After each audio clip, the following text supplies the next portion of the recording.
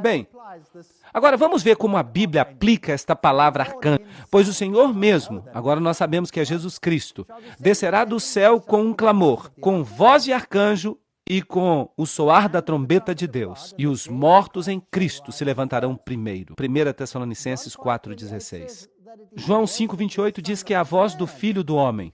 Tudo bem. Então, esta voz de arcanjo é a voz do Filho do Homem. Quem é ele, então? Então, ele é Deus.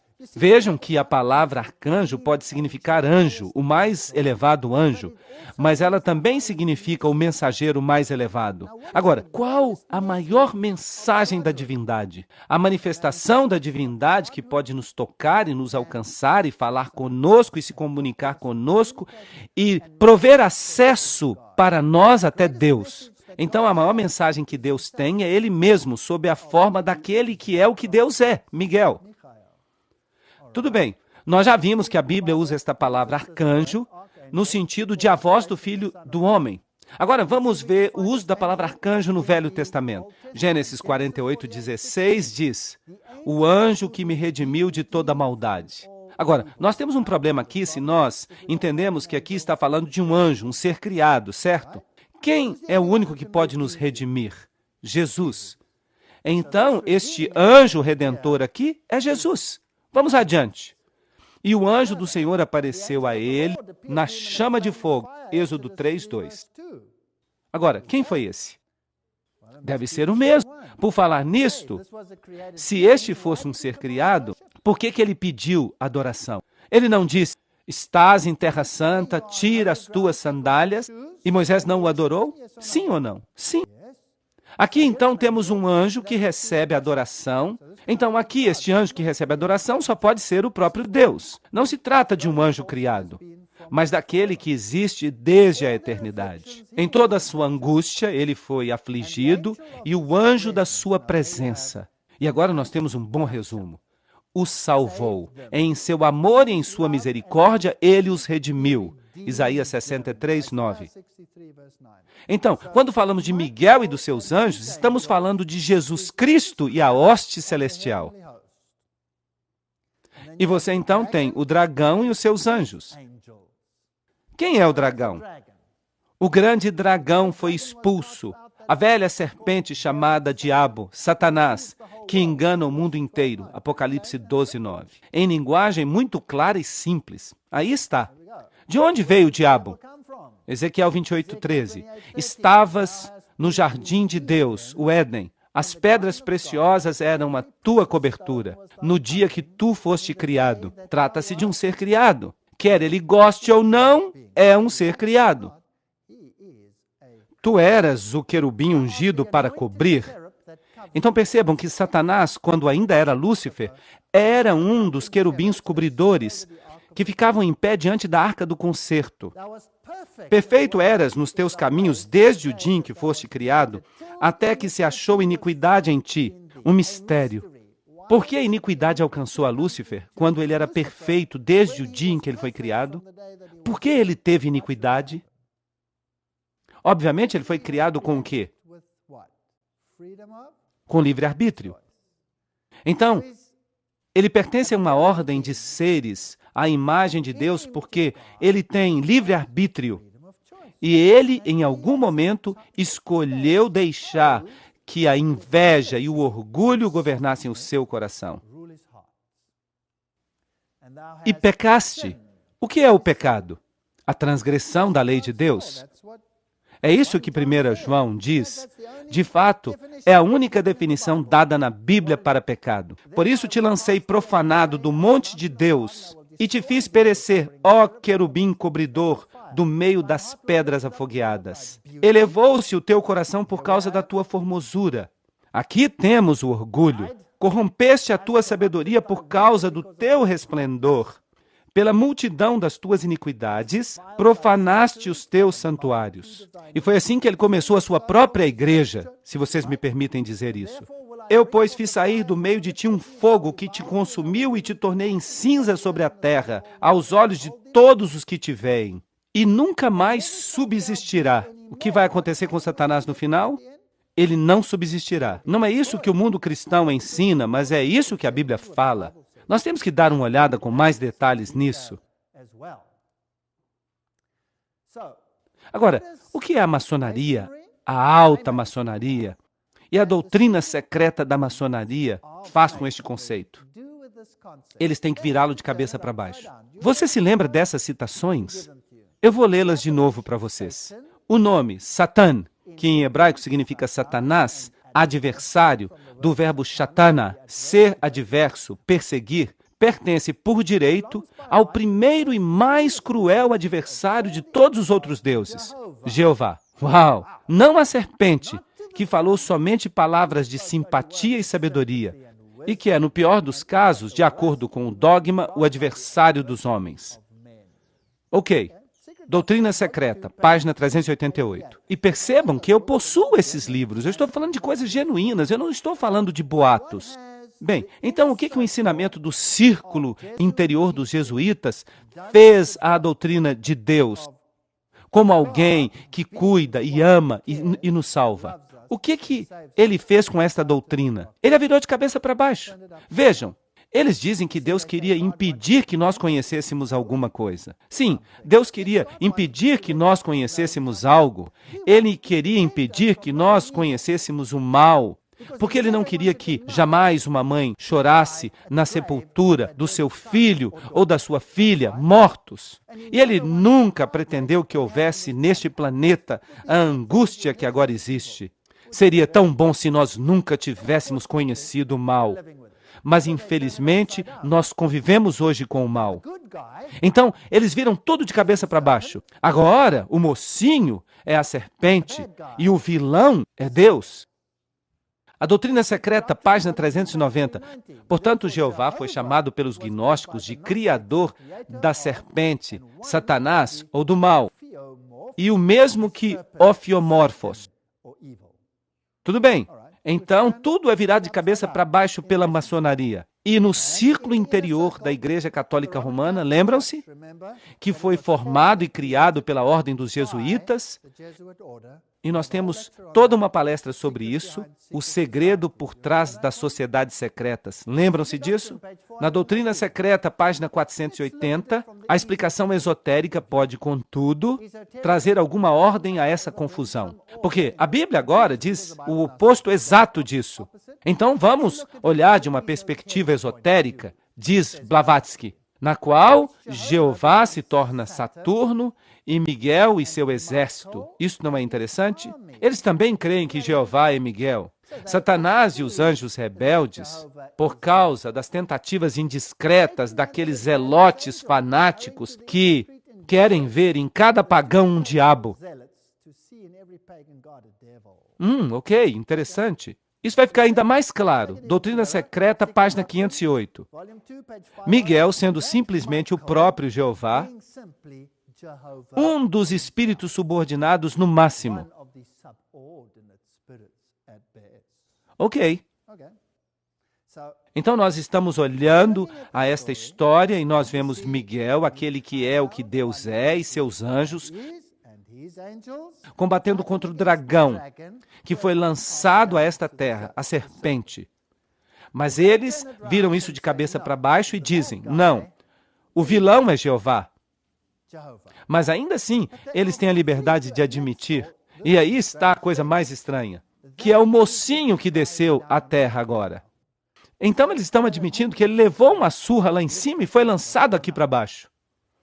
Bem, Doutrina Secreta, página 71. O diabo é agora chamado de trevas pela igreja, mas na Bíblia ele é chamado de o Filho de Deus, a estrela brilhante da manhã, Lúcifer. E há toda uma filosofia de artimanha dogmática na razão porque o primeiro arcanjo que nasceu das profundezas do caos foi chamado Lux, Lúcifer, o filho luminoso da manhã, ou a aurora humano-vantárica. Ele foi transformado pela igreja em Lúcifer, ou Satanás, porque ele é mais elevado e mais antigo do que Jeová, e ele teve que ser sacrificado ao novo dogma. Eles estão mordendo aqui. Apocalipse 12, 7 a 9. E o dragão foi lançado por terra, aquela velha serpente chamada Diabo e Satanás, que engana o mundo inteiro. Ele foi lançado à terra e seus anjos foram lançados com ele. É isso que a Bíblia diz. E você precisa escolher se você quer acreditar em um ou no outro. A Bíblia diz, ele foi lançado fora. E mesmo o círculo interior da maçonaria crê que aquele que governa este mundo foi lançado fora. Mas eles dizem que ele vai recuperar o poder. Mas não é isso que a Bíblia diz. Apocalipse 12, 10 a 11. E eu ouvi uma voz alta no céu dizendo, agora veio a salvação, e a força, e o reino de nosso Deus, e o poder do seu Cristo, pois o acusador dos nossos irmãos foi lançado fora, que os acusava diante de Deus dia e noite. Então, a Bíblia diz que o diabo está aqui embaixo, que ele não é o mocinho. E eles o venceram pelo sangue do Cordeiro e pela palavra do seu testemunho, e eles não amaram suas próprias vidas até a morte. Então aqui Jesus veio a esta terra. Ele morreu por nós, ele demonstrou a nós que Deus é amor. Não há maior evidência do que esta. Deus é amor. Você pode crer na mentira deles, ou você pode crer nesta verdade. Apocalipse 12, 12 diz, portanto, alegrai-vos céus e vós que habitais nos céus. Trata-se da hoste angélica, porque eles também devem ter tido um longo tempo de sofrimento. Esta guerra tem estado acontecendo por algum tempo já. Ai dos habitantes da terra e do mar, isto é, os povos, as nações, pois o diabo desceu a vós, cheio de grande fúria, porque ele sabe que lhe resta pouco tempo. E é por isso que Deus vai limitar este tempo. Ele vai fazer com que esta experiência com o pecado seja diminuída. Então, quando nós olhamos os versos que abrem o capítulo 12 de Apocalipse, apareceu um grande sinal no céu, uma mulher vestida com sol. Esta é a igreja de Deus, com o poder de Jesus Cristo por trás dela, e a lua sob os pés. Esta é a lei, o equipamento de combate, a luz menor, que reflete a luz maior, e sobre ela uma coroa de 12 estrelas.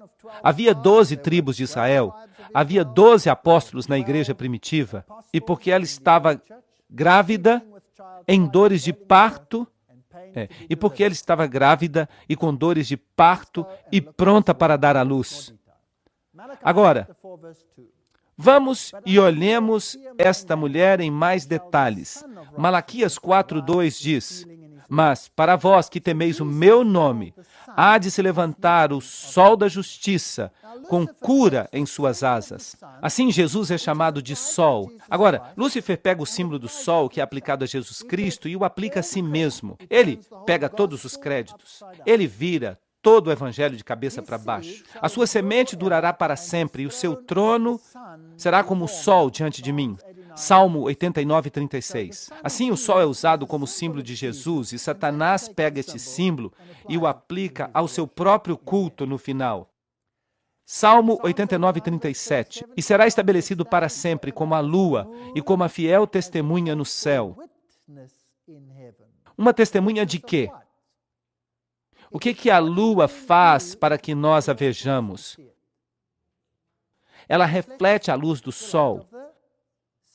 Assim, a fiel testemunha, a lua sob o seu pé, está refletindo a glória de Jesus Cristo ao mundo. São o seu povo. Somente o seu povo pode fazer isso, porque Jesus não tem que refletir a sua própria glória. Ele é a sua própria glória. Então, o povo de Deus é que tem que fazer isso. 1 Pedro 2,9. Mas sois uma geração escolhida, um sacerdócio real, nação santa, povo peculiar. É isso que devemos ser. Jeremias 6,2 deixa isso ainda mais claro. Eu comparei a filha de Sião a uma mulher linda e delicada. Aqui está a comparação. O povo de Deus é comparado a uma linda mulher, Sião. Não foram? Vamos nos certificar. Isaías 51:16. Dizei a Sião, tu és o meu povo. Aqui temos um paralelismo. O povo de Deus foi comparado a uma mulher linda e delicada. Isaías 54:5. Pois o teu Criador é o teu marido, o Senhor dos Exércitos é o seu nome, e o teu Redentor, o Santo de Israel. Deus de toda a terra será ele chamado, pois o Senhor te chamou como a mulher abandonada e triste em seu espírito, e a esposa da juventude, quando tu foste recusada, diz o teu Deus. Será que estamos falando de Maria ou do povo de Deus? É claro que estamos falando do povo de Deus. Oséias 2:19. E eu te desposarei para todo sempre. Sim, eu te desposarei em justiça e em juízo, e em amor terno e em misericórdias. Eu te desposarei em fidelidade, e tu conhecerás o Senhor. Então nós nos casamos com Jesus Cristo. O casamento é um símbolo do relacionamento entre Cristo e o seu povo. É triste que os casamentos nem sempre reflitam esse relacionamento, mas deveriam refletir. Deveriam. Maridos, amai vossas esposas como o Senhor ama a sua igreja. O meu Deus nunca me forçou a fazer nada, Ele nunca pisou na minha garganta para me obrigar a fazer alguma coisa. Ele me criou como um agente livre para escolher. Se você quer me escolher, muito bem. Se você quer escolher o outro, também está bem, mas eu vou chorar. É isso que ele diz. Mas eu tenho ciúmes de ti, ciúmes santos, não ciúme humano, porque eu te desposei como marido, para que eu te apresentasse como virgem casta a Cristo. 2 Coríntios 11:2. O simbolismo aí é fascinante. A mulher é a igreja, e porque estivesse grávida, clamou, em trabalho de parto, pronta para dar à luz. Apocalipse 12:2. E ela deu à luz um filho do sexo masculino, que deveria governar todas as nações, com um cetro de ferro. E o seu filho foi levado a Deus e até o seu trono. Então, do povo de Deus viria o Messias. João 4:22. Adorais o que não conheceis. Jesus diz à mulher no poço. Nós conhecemos, ele está falando como judeu, aquele que adoramos, pois a salvação vem dos judeus. O povo de Deus. Então, do povo de Deus viria o Messias. Salmo 2:7-9. Proclamarei o decreto. O Senhor me disse, tu és meu filho, eu hoje te gerei. Pede-me, e eu te darei os gentios por herança, e os fins da terra por tua possessão. Tu os esmigalharás como uma vara de ferro. Tu os despedaçarás como a um vaso de oleiro. Deus será o vencedor desta batalha tremenda. Apocalipse 19:15 diz, e da sua boca saiu uma espada aguda para ferir com ela as nações, e ele as regerá com vara de ferro. E ele mesmo é o que pisa o lagar do vinho do furor e da ira do Deus Todo-Poderoso. A ira de Deus não é a nossa ira. Ela é derramada sem raiva. Ela é derramada com lágrimas.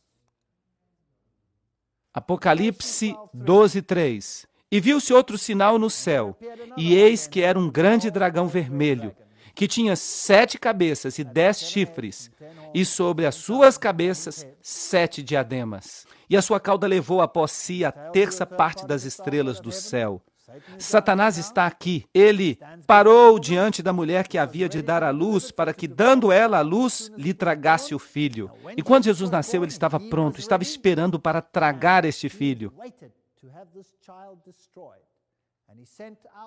E ele enviou as legiões romanas para que fossem e matassem aquela criança que estava em Belém e nas cercanias, e pequenos crânios foram vistos por toda parte. E hoje, mesmo nos mosteiros, você pode encontrar esses crânios. E eles dizem que pertencem às crianças que Herodes matou. Eles não tiveram misericórdia. Eles fizeram um massacre sem misericórdia. Mas Deus pegou o seu filho e eles fugiram para o Egito. Mas eventualmente ele conseguiu. Ele o matou e o crucificou. Pois o salário do pecado é a morte, mas o dom de Deus é a vida eterna por meio de Jesus Cristo, nosso Senhor. Romanos 6:23. E então ele subiu ao céu, onde ele se senta à destra do Pai, e ele há de vir para reclamar o seu reino. E eu oro para que todos nós estejamos do seu lado.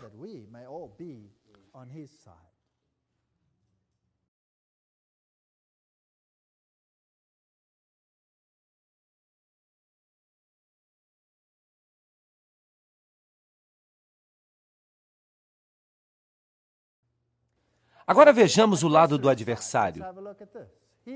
Hebreus 2,14.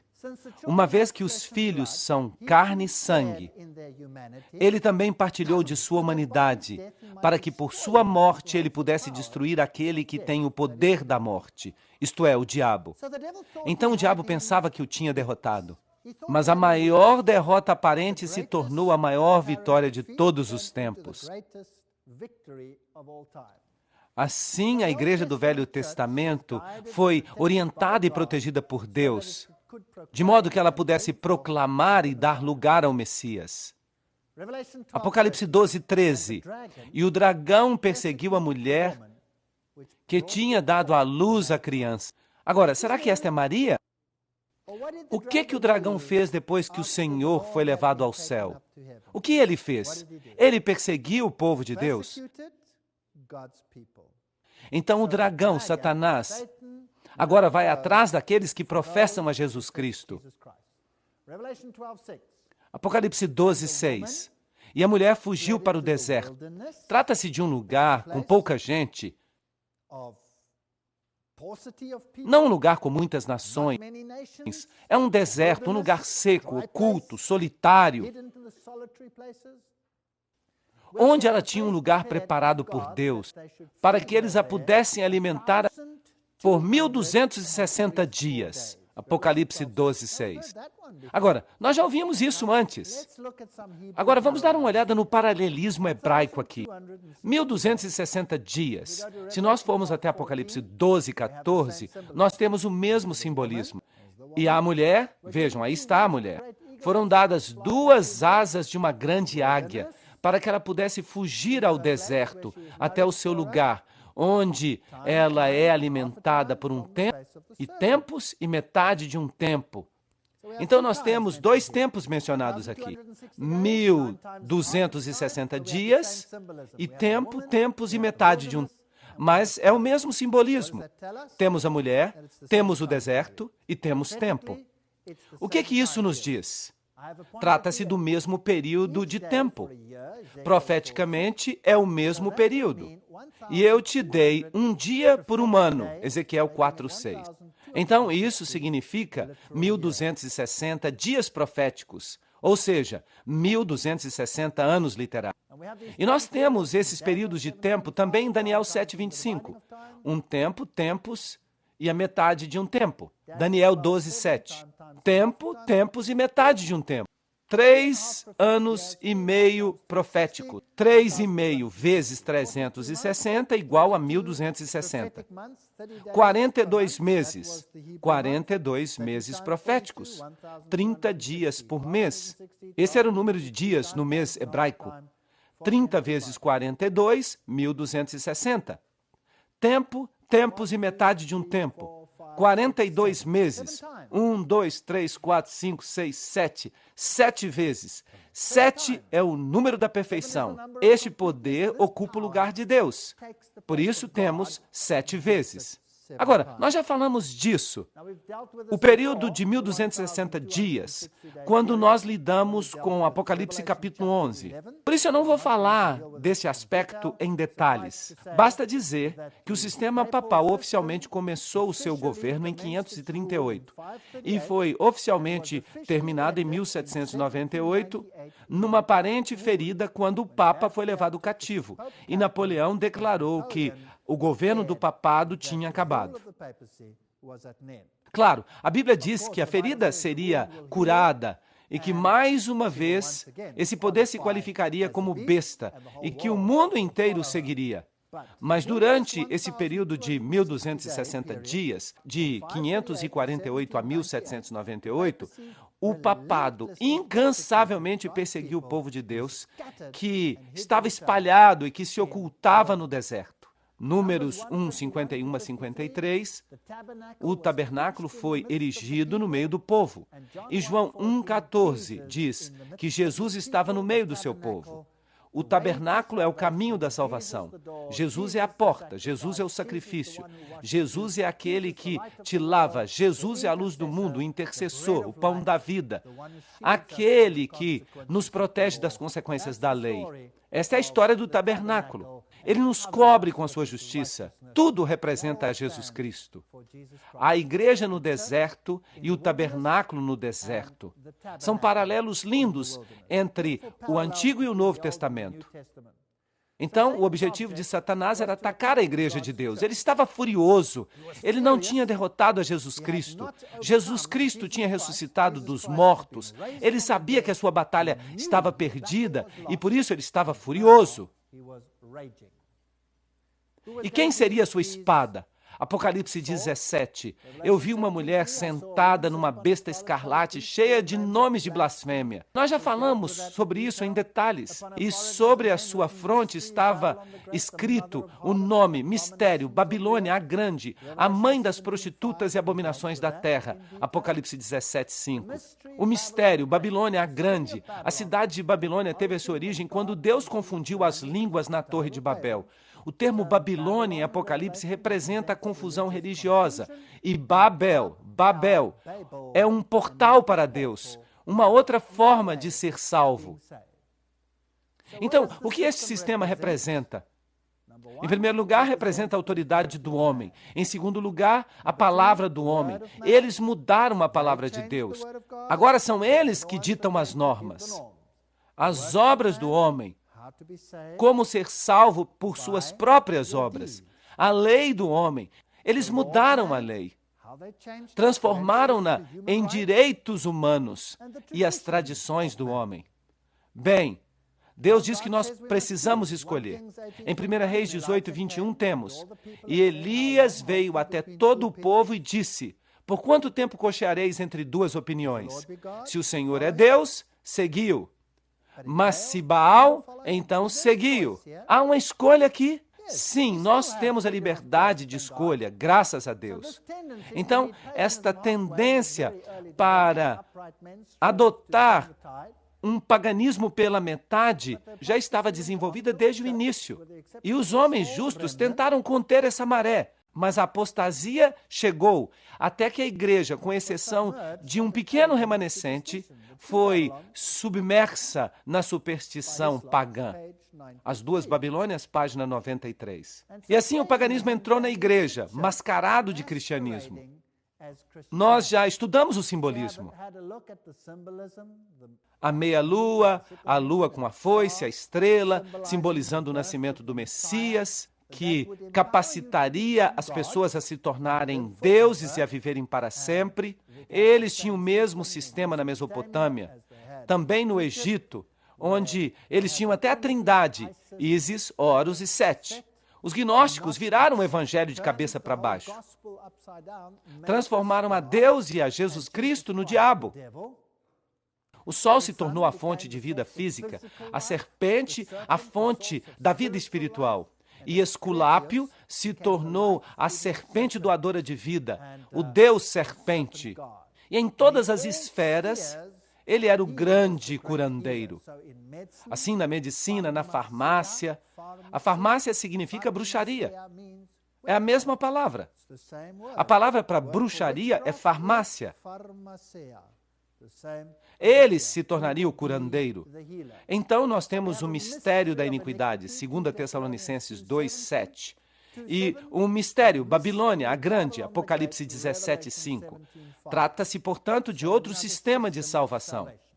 Em 2 Timóteo 4, 4 temos: Eles volverão os ouvidos da verdade e darão ouvidos às lendas.